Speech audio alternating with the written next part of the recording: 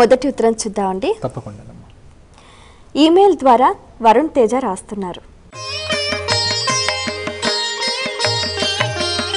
స్త్రీలకు హోమం చేసే అధికారం లేదు కదా, వివాహంలో లాజా హోమం స్త్రీలు చేస్తారు, అందులోని ఆంతర్యం ఏమిటి తెలియచేయగలరు అంటూ రాస్తున్నారు.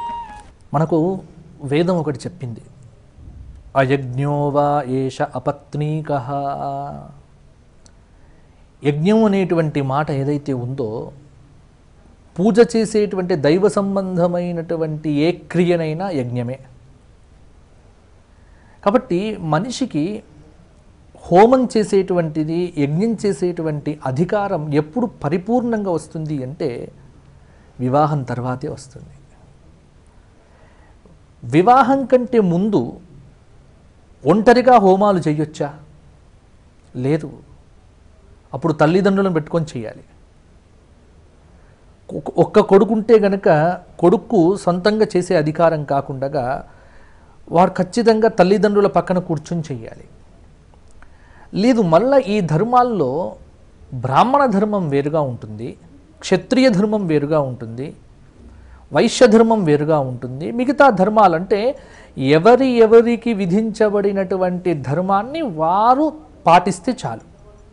కాబట్టి బ్రాహ్మణ ధర్మంలో కనుక చెప్పుకున్నట్లయితే ఉపనయనం తరువాత అగ్నికార్యం చేసేటువంటి అధికారం వస్తుంది వీడికి.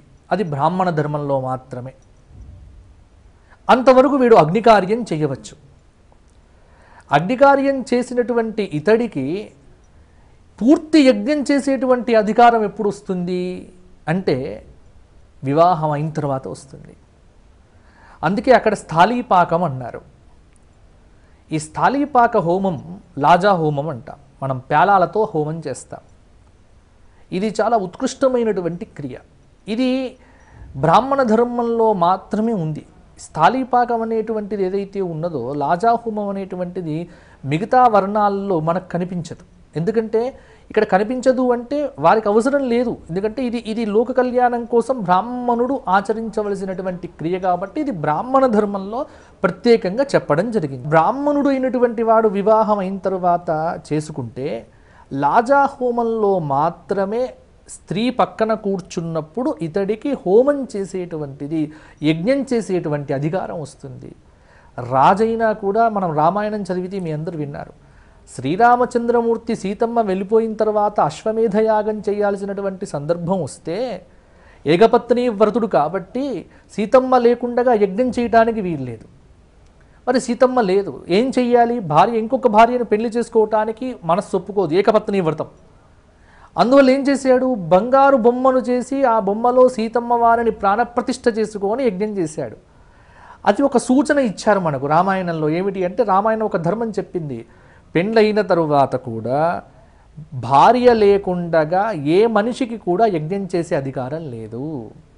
మరి ఇప్పుడు మనం బంగారు బొమ్మలు చేయించుకోలేం కాబట్టి ఏం చేస్తాము? ఎప్పుడైనా ఆపద్ధర్మంలో హోమం చెయ్యవలసి వస్తే భార్య లేకపోయినా పక్కన భార్యకు సంబంధమైనటువంటి జాకెట్టు పీసో చీరను పక్కన పెట్టుకొని హోమం చేయటం అనేటువంటిది సంప్రదాయం. దీని ద్వారా ఏం తెలుస్తోంది అంటే హోమం చేసేటువంటి అధికారం భార్యాభర్తల్లో కేవలం పురుషుడికి మాత్రం ఉంది. ఆ పురుషుడికి ఎందుకున్నది అంటే పక్కన స్త్రీ ఉంది కాబట్టే పురుషుడికి అధికారం వచ్చింది. కాబట్టి ఇప్పుడు పురుషుడు చేస్తున్నప్పుడు స్త్రీ చేయాల్సినటువంటి పని లేదు. ఆ ఒక్క సందర్భంలో తప్ప, లాజా హోమంలో తప్ప. మిగతా హోమాల్లో ఇవాళ చాలామందికి ఈ మాట రుచించకపోవచ్చు.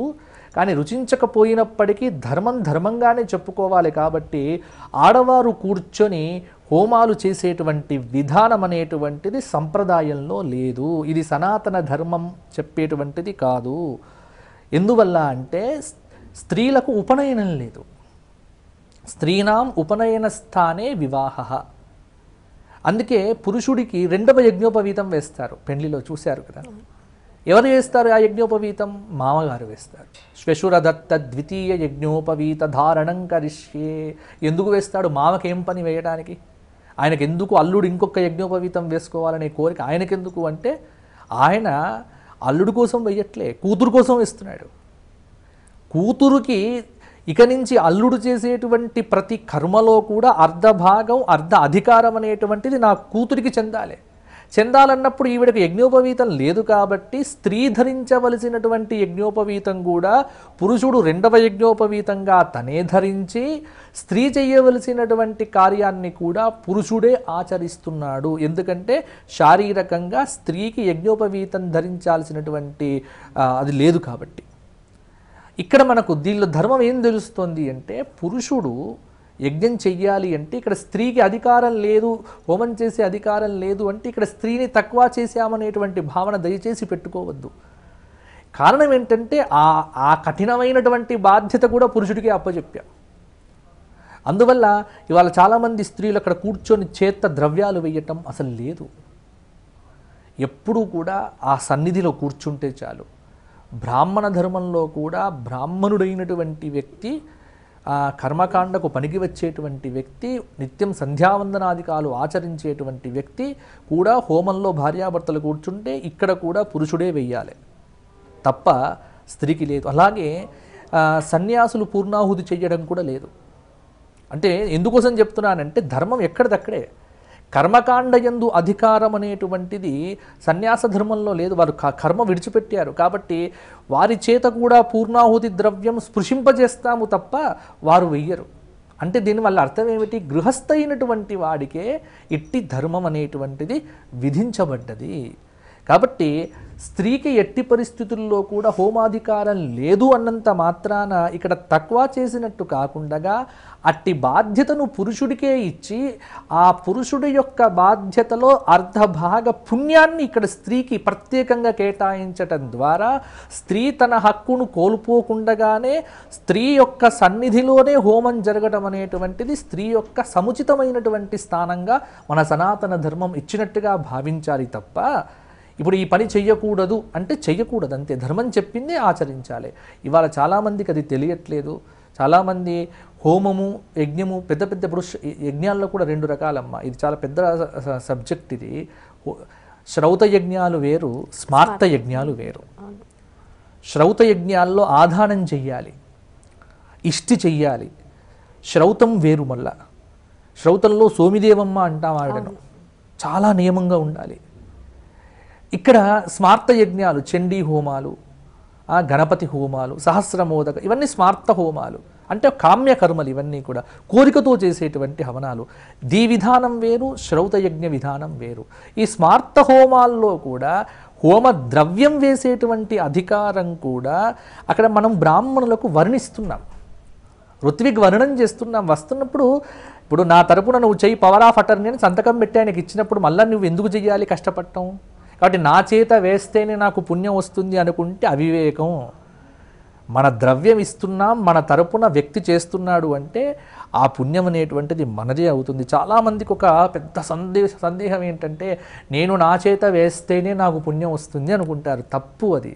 మీ చేత వెయ్యక్కడం అక్కర్లేదు, మీ తరపున అక్కడ అతను వేస్తున్నాడు. ఇప్పుడు నేను చేస్తేనే ఆపరేషన్ అవుతుందని ప్రతివాడు ఆపరేషన్ చేయడం మొదలు పెడితే రోగి చచ్చిపోతాడు. డాక్టరు ఎంఎస్సీ చదివినటువంటి డాక్టరు మాత్రమే డ్రెస్సు వేసేసుకొని అక్కడ ఆపరేషన్ థియేటర్లోకి వెళ్ళి ఆపరేషన్ చేస్తాడు. మనం డబ్బిస్తాము. కాబట్టి ఇక్కడ ఒక లౌకికమైన ప్రక్రియలోనే ఈ విధానం ఉంటే హోమం కూడా అంతే. అతను డాక్టర్ లాంటి వాడే హోమం చేసేటువంటి వ్యక్తి, అధికారం అతనికి ఉంది. కాబట్టి మనం సన్నిధిలో కూర్చొని జపం చేస్తే చాలు. అందువల్ల హోమం చేసేటువంటి అధికారము కేవలం కొన్ని సందర్భాల్లో కొద్దిమందికి మాత్రమే ఇవ్వడం జరిగింది. అలాగే స్మార్త హోమాలు వేరు, శ్రౌత హోమాలు వేరు.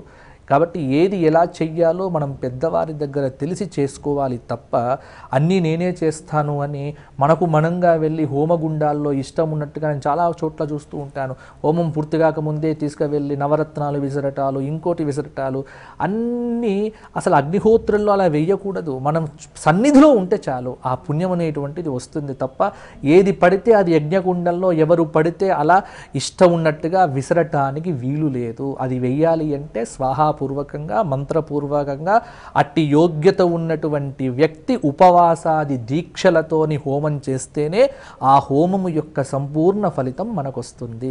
కాబట్టి స్త్రీలకు హోమాధికారం లేదు అంటే అక్కడ తక్కువ కాకుండా ఆవిడకు సమున్నతమైనటువంటి గౌరవంగా మన సనాతన ధర్మం ఇచ్చినటువంటి విశేషంగా మీరు భావన చేయండి.